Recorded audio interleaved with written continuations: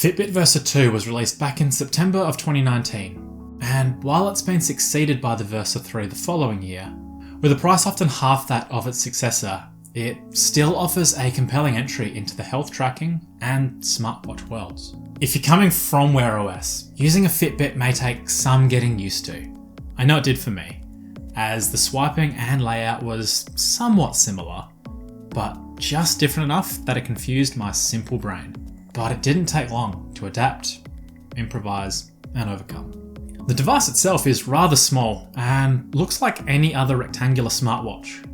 It sports a 1.4-inch OLED screen, which feels tiny, especially compared to that of my TicWatch Pro 3, which sports a 1.4-inch AMOLED screen.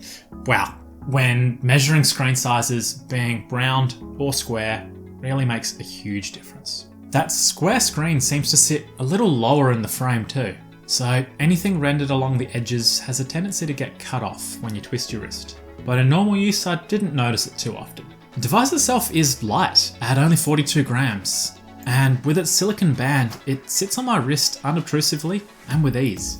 If anything, it's actually on the small side for my preferences, but that could just be me compensating for something.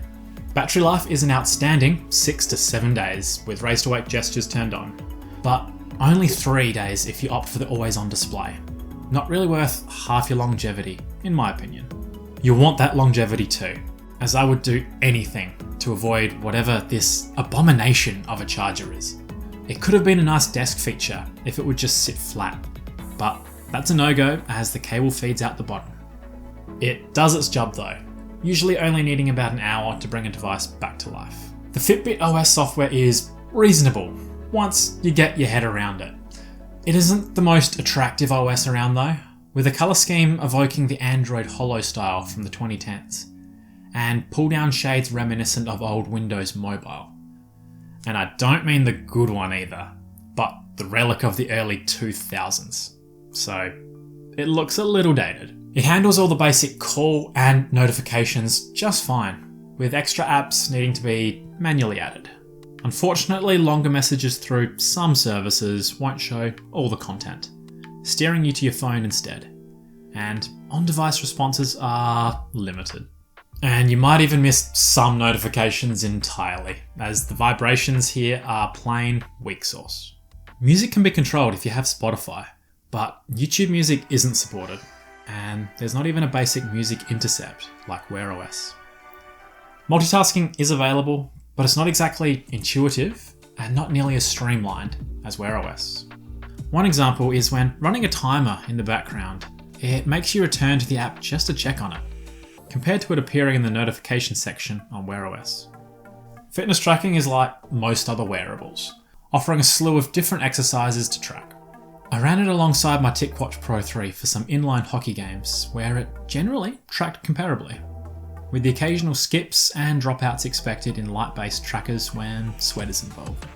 Something I did notice early on is that the Fitbit software really likes to buzz a lot to help you get in that perfect heart rate zone, and likes giving out plenty of virtual awards for hitting mundane targets. But this can all be turned off, and my preference is a more passive tracking experience rather than the active one Fitbit seems to take. It also might be a bit overzealous, letting you know about all of your shiny new awards. The Versa 2 does also offer menstrual health tracking, and while I can't say I used it myself, I have been told that it learns cycles well and is a valuable inclusion.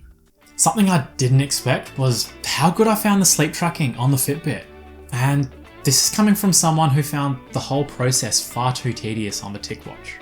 There are a few things that made this an unobtrusive, fun to use sleep tracker. It's light, so it doesn't get in the way while I'm shifting in my sleep. The battery is long lasting, so I don't have to dedicate nights to charging it. The tracking itself is fairly accurate, and the software makes it fun. I've already touched on those first two, so let's talk about the accuracy. For over a month, I've used this to provide extra feedback on my below average sleeping habits. In that time, it matched my sleep and wake up times pretty well. It didn't get fooled with frequent bathroom breaks, neither mine nor the dog's. Upon waking, I'd often spend 15 minutes checking my phone for any new notifications and headlines. The TicWatch would often get confused and register this as sleeping time. But the Fitbit wasn't fooled, picking up my wake times correctly. The other part of this is the software. While it's one thing to just record your sleep data, Fitbit adds a little bit of fun. It does this by assigning a sleep score each night and presents your previous scores in a meaningful way, so you can see your trend over time and try to improve. Simple gamifying tactic, but I actually wanted to keep adding to it, doing better and genuinely getting excited when I got a new high score. Also, the way it displays the sleep cycles was easy on my brain, where mob voice hurt a little, even if it was providing the same information. A downside though is some features like sleeping heart rate and restlessness are paywalled behind a Fitbit premium membership. The software itself is good, a bit more refined than some of the Chinese ones I've gotten used to lately, but the constant nudge to shell out for the aforementioned Fitbit Premium lurks behind every corner. Some entire sections also don't work at all if you happen to have an ad blocker in place, which I found out pretty quickly when trying to change my watch face through the app.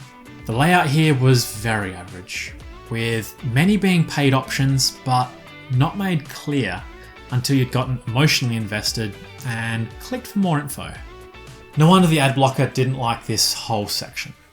After a month with the Versa 2, I was surprised at how well it slotted into my life passively and unobtrusively, all while diligently tracking away in the background, sending very gentle buzzes for notifications, and having me check each morning if my sleep was as good as I thought it would be.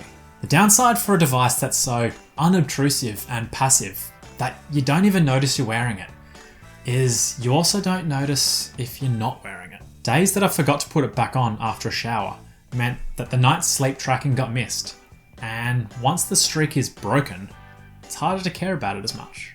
In the end, I wanted to use the Fitbit Versa 2 for sleep tracking, and only sleep tracking, and my TicWatch for everything else.